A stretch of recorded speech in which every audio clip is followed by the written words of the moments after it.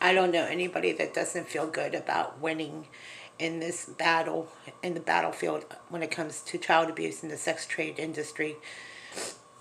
And when you're witnessing is the war and the sex trade, and it's been going on for us since 1984, 85, and I know there's a lot of experts out in the field, especially forensic experts. We got to meet those experts in 1985, 85 and 86, and today it's more now more in the mainstream, because back then they didn't have the internet, they didn't have the amount of child pornography as they do today. So I'm getting back into this, and I've been out of this for a long time. When we were exposed to a pedophile in 1985, I didn't have any idea what I was walking up into. I knew it was trouble. I knew that much. I wasn't in the Army. I didn't have any formal training. I still don't. It would require a fully trained expert or child forensic expert to explain the impact that child sexual abuse has. And I want to share this moment to say that the pedophile that abused these children, including my sisters, being at the daycare center in Dormont, Pennsylvania in 1985, he had died in 2016. And it's given me time to process. And what I say is we lost a lot of time.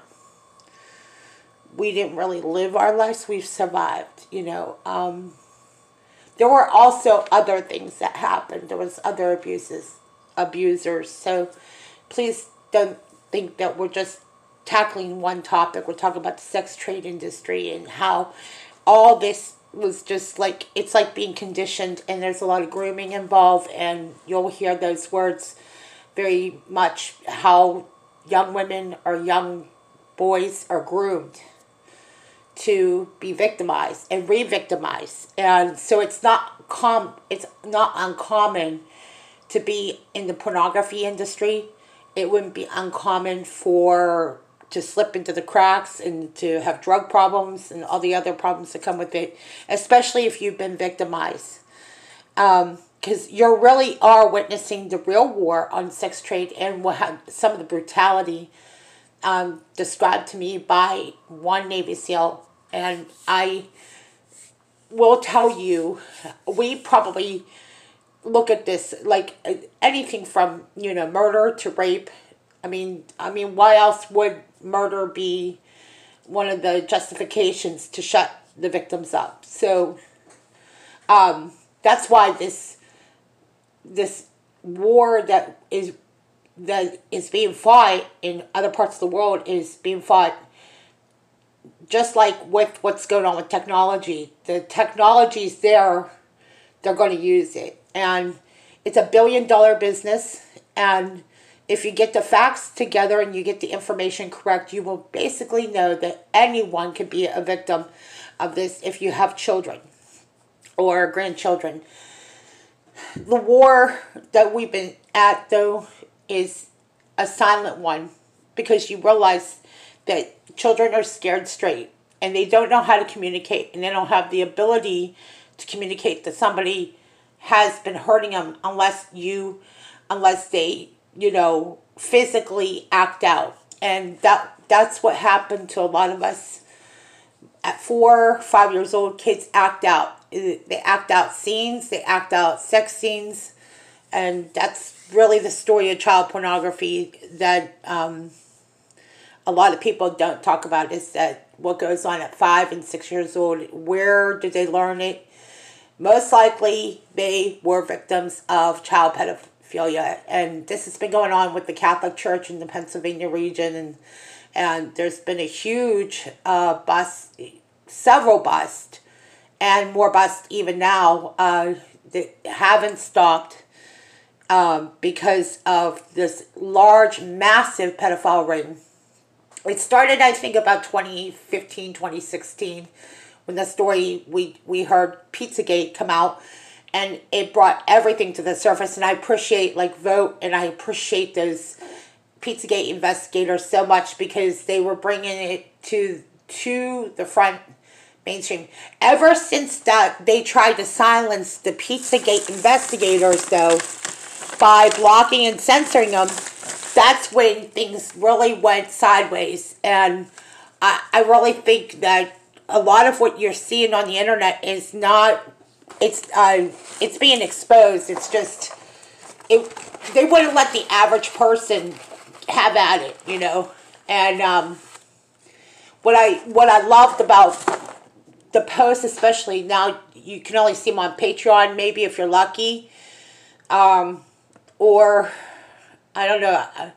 It used to be on 4chan. I don't recall, but there was so much exposure that there was also some pedos on 8chan. So I don't know where the information is nowadays, because, you know, again, this is where child forensic experts and people in the field who know the technological ins and outs. I don't know that. I told you again, like, I have been out of the scene for a long time, because we got the help we needed in 1985. And I wanted to share my story because I figured that there would be other people out there who maybe, by today's standards, they have more technology, have the ability to get help. We relied, well, in 1985 it was old police work, and I think no matter what they say about technology, old police work works just fine, believe me. We need our police officers to be trained to do the hard work, though, you know.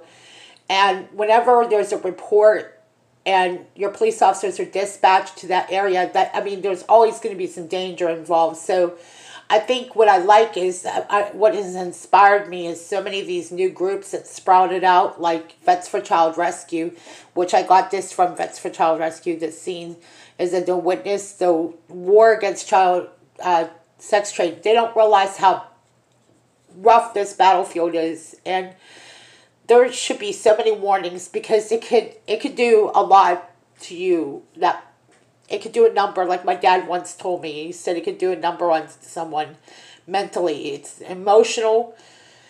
It's very difficult to know and witness or hear of a child being exploited. It is. I cry every night, and I want people to know that, you know, we are so proud of the people that fight these battles for the children's, like in our case, because if it hadn't been for the police officer and law enforcement and the kindness and gentleness that they showed us, I don't know that I could share my story.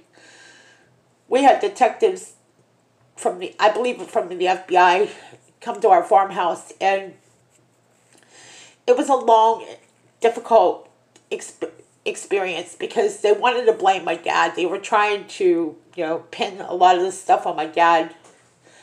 And luckily, I just told him that, you know, I was just going through really an odd time. It was, you know, I was going through puberty, and my dad said something stupid to me. One of those things, and it really was stupid, believe me.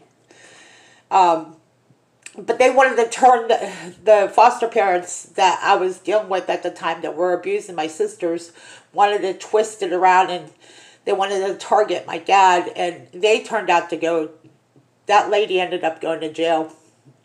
But it took a long time to clean up that matter, and it never really was the same. And you know, they tried to take a story and took the focus off the child pedophile case. And that was one of the worst things about what happened to us in 1985, is the foster mother got involved in a case that she had no idea what she was talking about. And you want to maintain the integrity of the case and maintain the integrity of the people in it. To me, the ones that see it firsthand are the ones that are, you know, obviously have to reach out and, in the meantime, these cases are played out by, and I forgive me if I don't know the language correctly. Again, I've been not at this in a long time, and I feel so strongly about, being actively involved like I was. And what they do is I think the way the word was, they use the case law instead of the victims, because it puts the victims in more danger.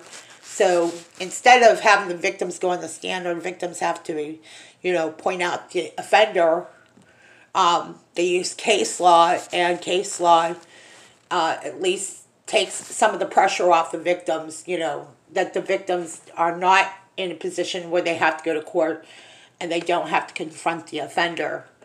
It puts their lives in more jeopardy too. So, and I wanted to share also, because I want to go into this part of it, about the recovery of a victim, is get to a safe house, safe location as soon as possible.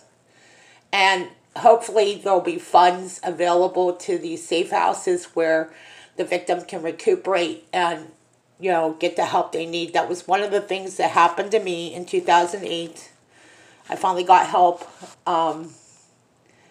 And that's why I'm sharing it, because I know that there are people that need that kind of help. So, so when you see this YouTube link, when you see the title of this, it's going to Safe House Recovery from Child Trafficking. That it's been going on. It was going on for us since 1985. So I'm proud to say that, we've finished this battle on our,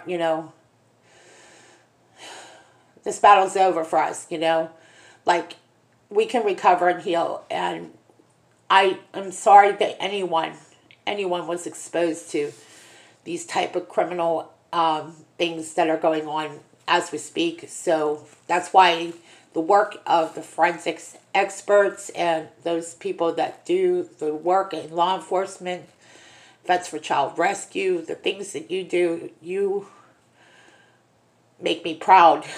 You make me so proud, and I'm impressed, because I know that it takes courageous people to stand up for. It's not hard to stand up for what's right. It's courageous. It's courageous work, because you see the ugly of the ugly. So, thank you for listening to my blurb.